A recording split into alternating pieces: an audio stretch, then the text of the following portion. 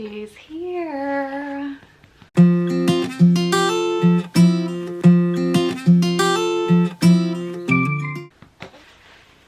This is Miss Emily.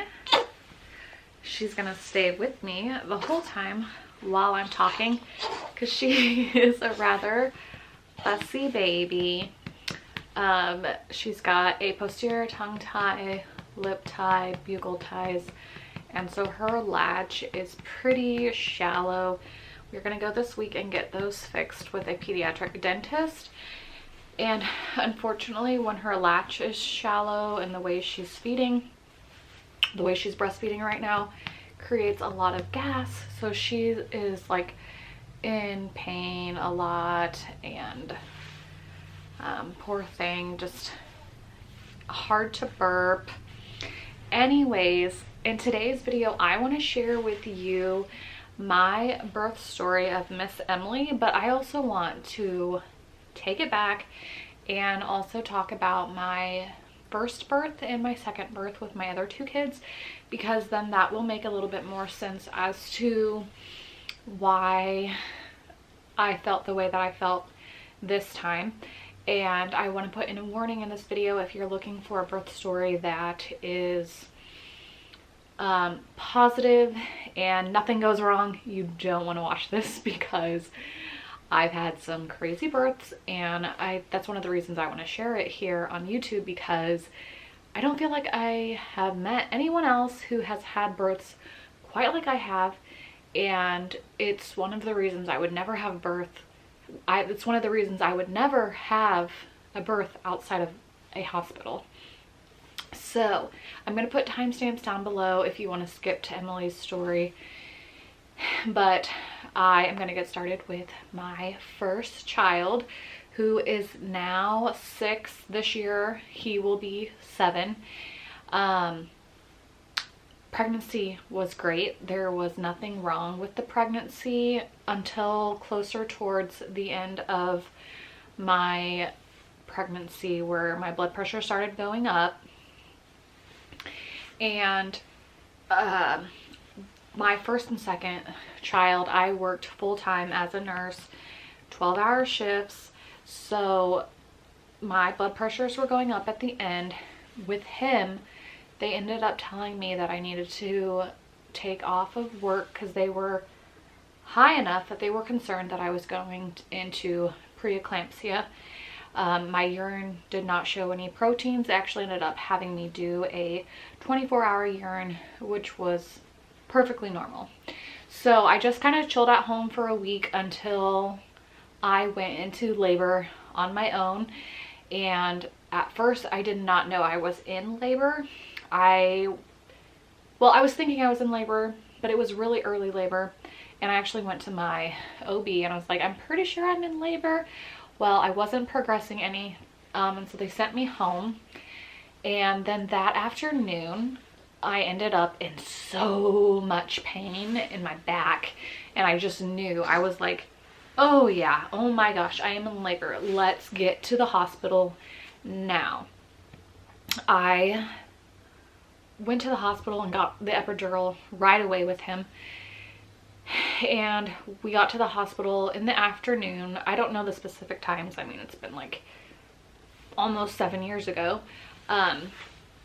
So it was later in the afternoon, probably around 5, when I got to the hospital, got the epidural right away, and I labored through the night. Around midnight, I want to say, I stopped progressing, so they ended up starting Pitocin. And after Pitocin, things kept going, and then around 3 a.m. I believe it was, I actually started getting a fever. And so they informed me that, well, you know, unfortunately you have a fever, baby's gonna have to go in the NICU. That really upset me at the time, but I am thankful that I had a little bit of time to process that, because I called my mom crying that baby was gonna have to go to the NICU, and that was around 3 a.m. I labored longer until like around 9 or was it 8? I forget exactly when I was fully dilated, but I ended up pushing for 2 hours. And yeah, I was so ready to be done pushing, and they ended up doing an episiotomy, used a vacuum to get my baby out. And the reason I wasn't progressing, I'm sure, and couldn't get him out is because he was Sunnyside. And unfortunately, he was 9 pounds 5 ounces at Sunnyside, and my first birth. So that was that was not fun. That back labor was ridiculous. And with the fever, actually turns out that I got choreo during that birth. So as he came out, as they pulled him out with a vacuum, his cord actually snapped and was bleeding, like it blood everywhere in the room. I was, as a nurse, I was like, oh my gosh, what is happening? I knew a little bit too much, thinking something's going really wrong. They basically put him on the warmer behind him, tried to clamp everything. So that was a little bit dramatic there. Like, I was worried something really bad was happening. They took him straight away to the NICU while I, of course, got stitched up. And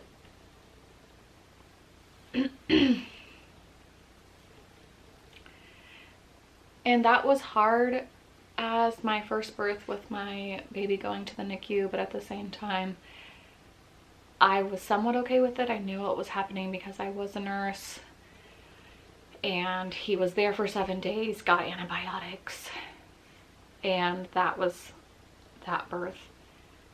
Now on to my second child, who is 14 months younger than my older child. I once again was working full-time as a nurse, and I ended up having blood pressure issues at the end of her pregnancy. Otherwise, the pregnancy went fine. Because I worked on the floor, I was like so ready to be done working, because I didn't get off work early this time, and I actually ended up asking my OB, and I said, I have to be done working. Can I please get induced? I was already past 39 weeks. I think I was like 2 days before her due date. So they were like, sure, that's fine. I basically went in at, I believe it was around noon. They checked me. I was already 4 centimeters dilated, and I wasn't even in labor. I'm sure it's walking at work like 5 miles a day as a nurse that helped progress me that far along. And they started Pitocin right away, got an epidural right away. Very, very smooth labor. It was literally 4 hours. Then she was delivered. But believe it or not, she also went to the NICU. She was delivered, and they put her on my chest, and I took a look at her. She was just like limp, and she started turning blue, and I was like, something's wrong. Like, I had a gut feeling, and also being a nurse, just looking at her, I was like, something's wrong. And so they pulled her raw. It was like less than 2 minutes. Pulled her off my chest right away and took her over to the warmer, and they started resuscitating, although she didn't need to be intubated or anything. That's what they call like giving oxygen and stuff. They gave her oxygen, they resuscitated her, and then of course she had to go to the NICU. Turns out she had a spontaneous pneumothorax. So both of my other kids went to the NICU because of those things. Random things, like, doesn't happen very often, but for some reason I had births that were like that. And then also with my second, I lost quite a bit of blood when I was in my mother baby unit. I actually ended up passing out, falling onto the floor because I lost so much blood. And they ended up getting me, I believe it was Cytotec that time, after I passed out. She was only in the NICU for I think 3 days, She didn't have to be intubated. They basically just gave her supplemental oxygen, and the spontaneous pneumothorax healed on its own. So that is awesome. But so now, birth number 3, I was a bit nervous because of these other 2 births. So I definitely had anxiety during this pregnancy, thinking like, how is this going to go? Because I've already had 2 crappy births. I mean, my kids are great now, but like, I really wanted a better birth. And so I actually ended up hiring a doula from my town, and everything went like good in comparison to the other 2 births for baby, not necessarily for me. So how this birth went is actually, I went into labor on my own Thursday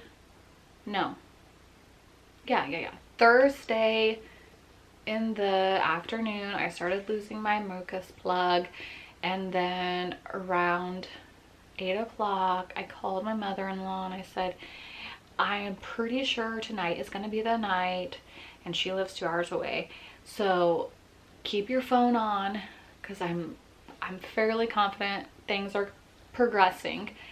And I went to bed, and around 2 o'clock I woke up and I hit my husband and I said, we need to start getting the kids ready to go.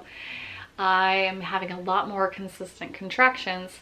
And I also called my mother-in-law right away at that time around 2 a.m. and I said, get here, get on the road, I am in labor. And so we got the kids dressed, and they stayed in bed for, I want to say, about another hour after my husband got them dressed. And my husband showered, and I just kind of labored around the house, getting last minute things, chargers, that kind of stuff. My bag was already packed.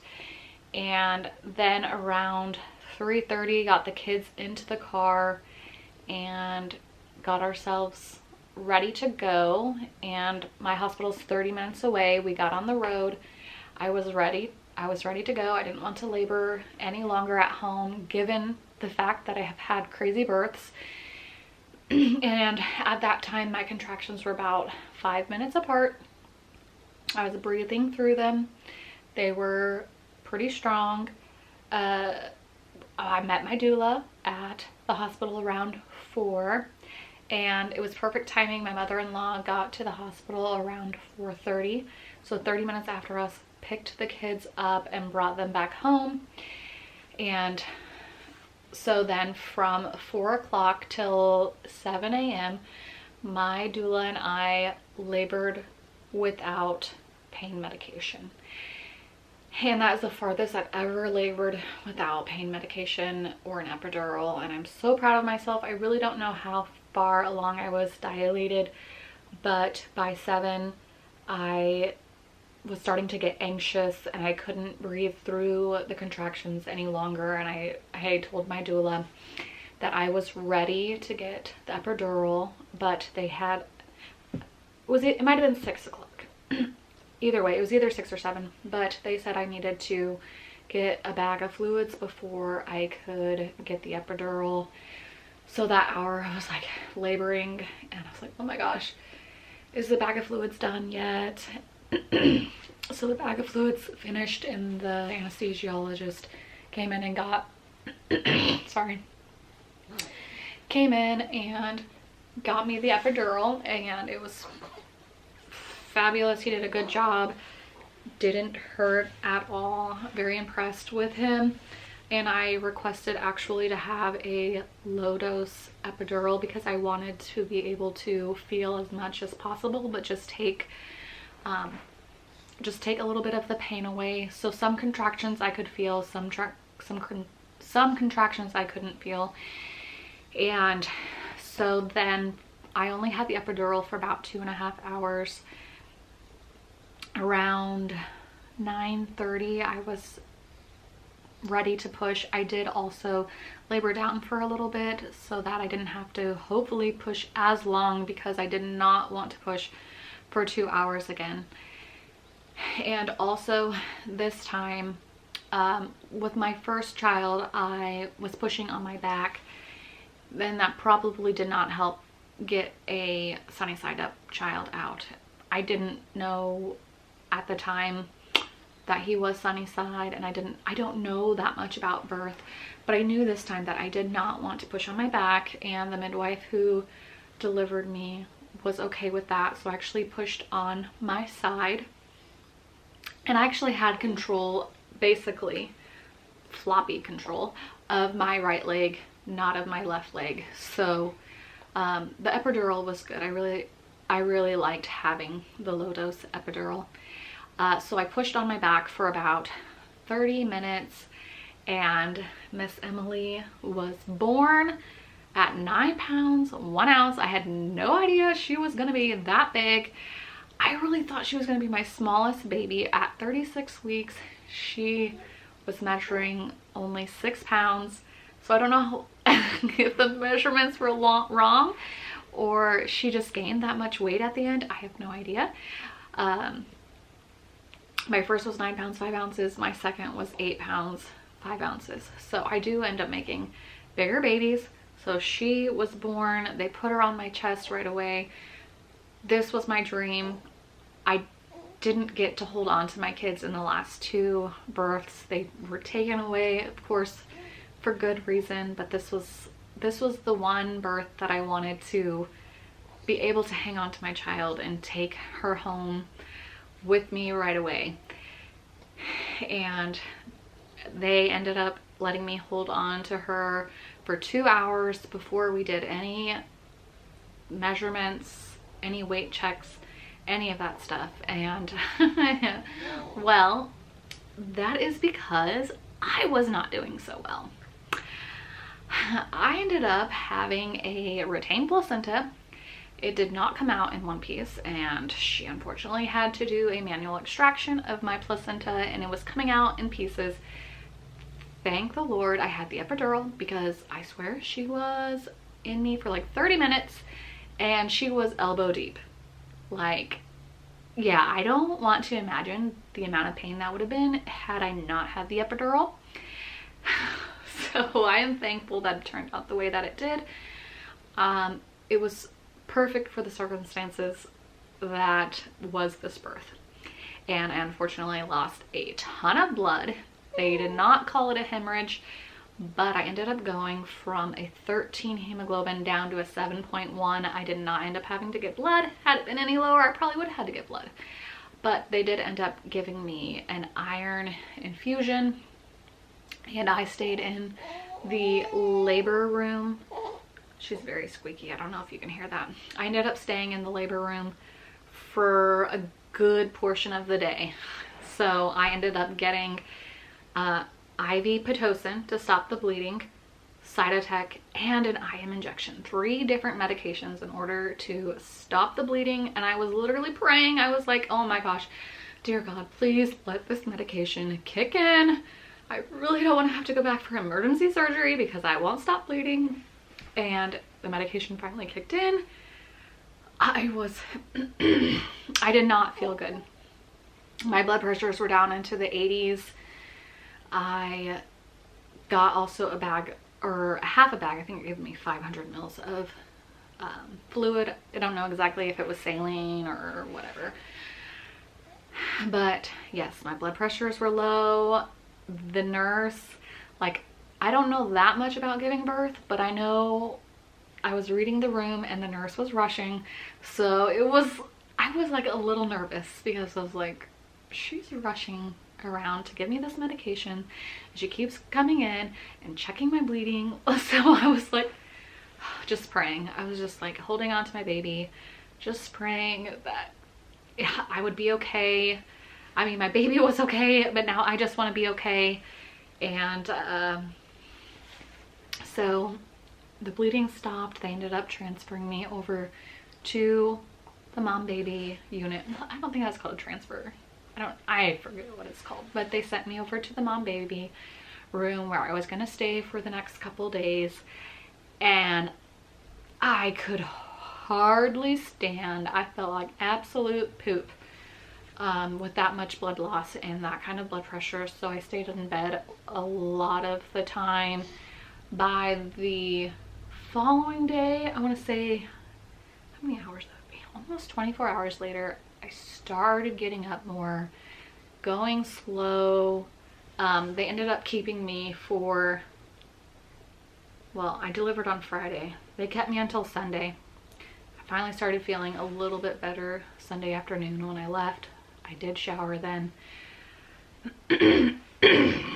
Sorry. 5 days after I delivered, however, I had some discharge that smelled absolutely terrible. I do not believe it was a blood clot. And I was like, yeah, I'm pretty sure that is still a retained placenta. So I ended up going into the ER, and the person who was there, I think she was a nurse practitioner at the ER, she tried to convince me that it was a blood clot, but it did not smell like a blood clot. Regardless, they ended up doing an ultrasound that did confirm that everything was out of me, which is great. But I don't know why they didn't do an ultrasound like while I was there at the hospital to confirm that everything was out after a manual extraction. But whatever. So I was grateful to learn that everything was out, but they did say I had a UTI and they put me on an antibiotic. I'm like, whatever, please give me the antibiotic, because I was concerned about going septic from a retained placenta. And as soon as I started taking the antibiotics a few days later, my drainage started to smell a lot better, and it is now, she is 3 weeks old. At the end of the week, she'll be 4 weeks. So despite having a traumatic birth like that, it turned out okay. I'm okay. My hemoglobin is up. They just checked it the other day, 10.6 maybe. So of course I've got to continue taking my iron supplement, and they'll recheck it at my 6-week appointment. And because of the births that I have, yeah, I would never deliver outside of the hospital, and this is going to be our last kid. I want to be here for all of my kids. And I don't know why I have the births that I have when, like, so many people have no issues whatsoever, and I've got these 3 weird circumstances for births. I have no idea. But I just wanted to kind of tell you her birth story, and it's not a typical hunky-dory birth story. None of mine are, but I thought it was being important to share, because despite what has happened in all of my births, I have 3 lovely children, and all of my kids are healthy, and I am okay as well. But this is going to be our last kid. So this is Miss Emily. I don't know how much you will be seeing her.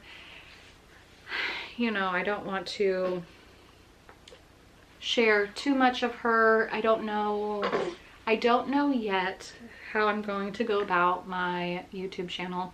I do want to be mindful of how much I am sharing of her on YouTube. So this is actually my first newborn that I have here on the channel. I started my channel when my others were like 2 and 3. So I am definitely in a new transition, but I just wanted to share this little story with you. And I hope you subscribe and leave a comment down below. Does anyone else have these crazy births like I do? I would love to know in the comments, because yeah, I don't know. I don't have these hunky-dory birth stories like some people do. So anyways, I will see you in the next video.